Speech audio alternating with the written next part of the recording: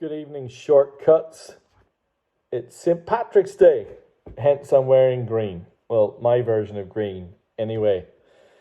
This is the maybe second or third last list before I take the month of April off, and you're free of my exhortations on black gold, as I call vinyl. But for now, we've got a couple of really cool lists tonight. This is the funk, jazz, blues, and soul list. As you all know, this is my favorite list. The price list will go out at 9 p.m. Wednesday evening, as always. And yeah, if you'd like to be involved, just drop me an email, shortcutsrecordsaus@gmail.com. I had a long debate with myself as to where to kick off this week's list, and this is the record that I've settled with. At the end of the day, I asked myself, what is my favorite record in tonight's soul, blues, funk, jazz list? And the answer is pretty easy. It's this. Back to the World. Maybe easier if I go this way. Back to the World by Curtis Mayfield. This is the Japanese first press gatefold in fantastic condition. It's been ultrasonically cleaned and played, and it sounds magnificent.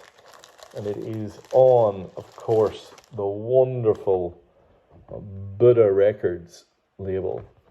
So why did I choose this? So this was Curtis Mayfield's 1973 follow-up to Superfly. Now, Superfly is, of course, a soul funk masterpiece, but I prefer Back to the World. Back to the World has some environmental, social conscience vibes. Back to the World, Future Shock, Right On for the Darkness, Future Song, If I Were Only a Child Again, Can't Say Nothing and Keep On Tripping. The whole vibe is a little bit dark and cranky compared to super bad. But there is a secret weapon, and the secret weapon is this guy here, in a back sleeve you'll see, arranged by Richard Tufo, or Tulo, who was a member of his backing band and created these incredibly lush and quite dramatic backdrops. So the orchestration is really dramatic, big crescendos, incredibly intense guitar solos. Curtis Mayfield's falsetto voice floating in and out. The opening two tracks, Back to the World, followed by Future Shock, is as good of opening 1-2 combo as there's ever been in this kind of soul funk genre. And I'm just gonna have to pay special compliments to the engineers, the Japanese engineers who mastered and pressed this record. It sounds incredible. I had a couple of folks round a few weeks back and we were playing this record. It is as full, lush, deep and warm as you might want vinyl ever to be. I think I've sold this once before. It's not easy to get, so it's expensive, so it's kind of in that $80-$85 range, but it is wonderful. And his dedication, Curtis's dedication, this album I dedicate to my children and all children, for it's through their eyes and the eyes of all those precious few that maybe we, the grown-ups, can still make the world a better place for everyone to live. If I were only a child again, I'd speak for little people on their date of birth and ask the grown-ups, when will there be peace on earth? So, he had some things on his mind, and he created I have to call it a masterpiece. It's great. All right, what about this? This is Mothership Connection, which is Parliament's breakthrough record. It's sealed, I think it's the 2016 pressing. So modern pressing, not a Japanese or older record. Obviously produced and conceived by George Clinton, and of course it's there he is. It's a concept album. So this went gold, platinum. This is the first record that really landed Parliament almost as a separate function from Funkadelic. And it's great. Of course, it is well regarded as maybe the greatest P-Funk record there is. And yeah, really nice copy. All right, now I'm going to pull these two out and we're going to talk about them together because they're very different records, but cut from similar cloth. One is called Feelin' the Spirit by Grant Green, and the other is called The All-Seeing Eye by Wayne Shorter. So why do I pull these two records together? In their own way, they're both gospel records. Feelin' the Spirit, 1962, is a period when Grant Green was experimenting with other genres. He did the Latin bit, which the clue's in the name. He also did some almost kind of, not quite country and western, but certainly not jazz records. But this record is gospel. And the key to the success of this record is the interplay with Herbie Hancock. The rest of the band, Butch Warren, Billy Higgins, and Garvin Massot. So you can hear immediately the gospel overtones from the opening track. And, you know, maybe it was the record before, the record after, is called Sunday Morning, and he continued that vibe. The opening track, Just a Closer Walk with Thee. Joshua fit the Battle of Jericho. Go Down Moses. Sometimes I feel like a motherless child.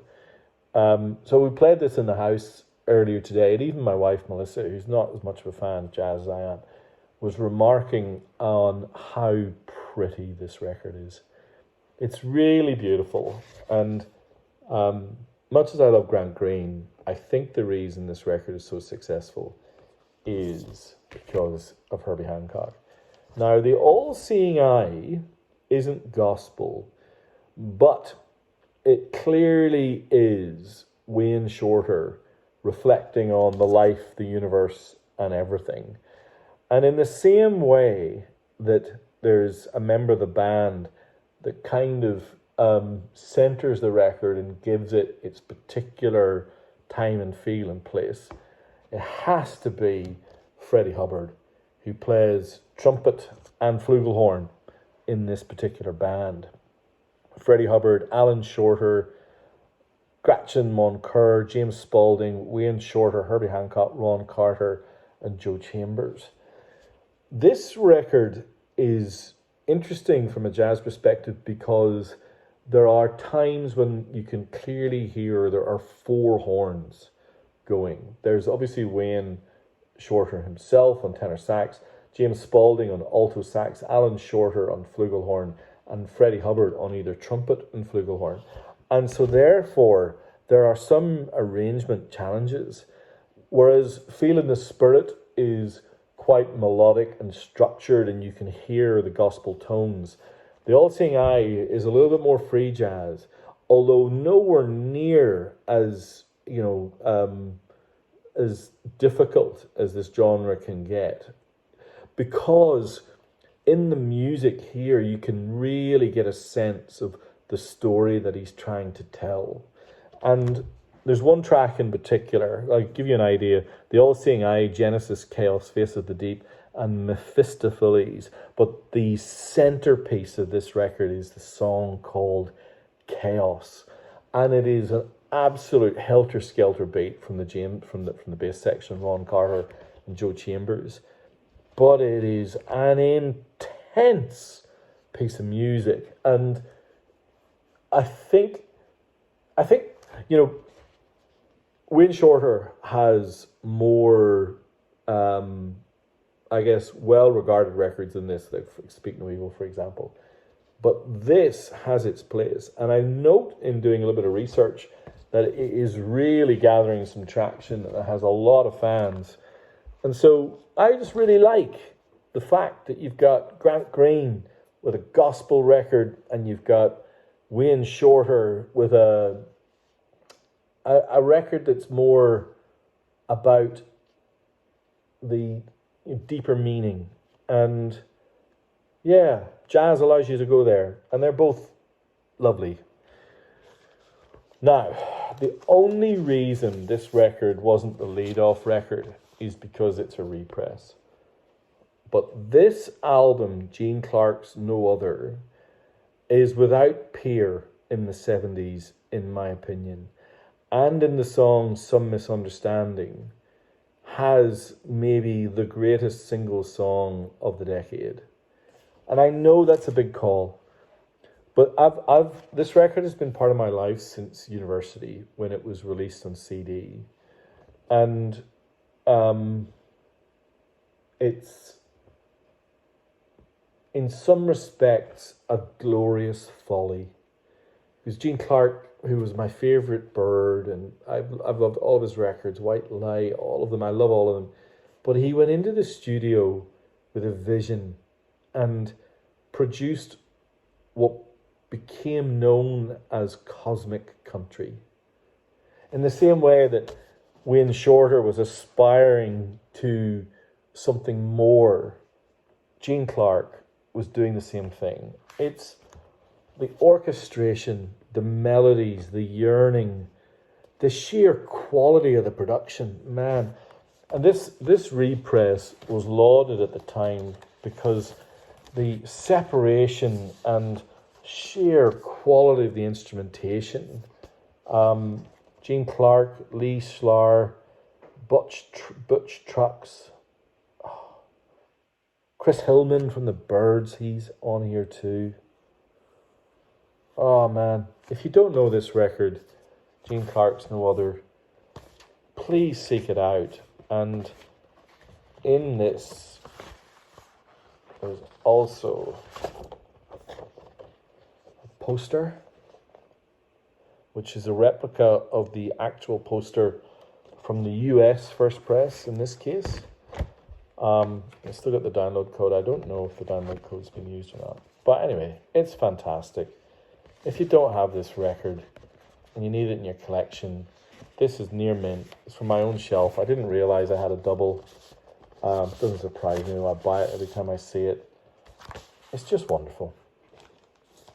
Another record that is deeply spiritual but also very beautiful is Nights of Ballads and Blues by McCoy Tyner. At this point, McCoy Tyner was the pianist in John Coltrane's mighty band and was playing with Wayne Shorter on some occasions some very dramatic and challenging free jazz and modal jazz. But he went into the studio and under his own auspices created one of the most beautiful jazz records that was ever made. It is absolutely gorgeous. This copy is wonderful. It's rare I see it with the Obi. I think that this would be in my top few jazz records. You guys have heard me talk about it all the time. I love it. It's just great. What a jazz selection we have tonight. Wayne Shorter, Grant Green, and McCoy Tyner. And then we have the wonderful Sade. I've had this before. Quite a few of you have this now. You've all told me how wonderful it is. Have it again. A little bit cheaper this time because it doesn't have the OB, but it's in magnificent condition. Worth it alone for the sweetest taboo. Oh, everything that's good about Japanese vinyl wrapped up in one singular vision. Sade's second album and maybe her best. Okay, one more funk record for you all.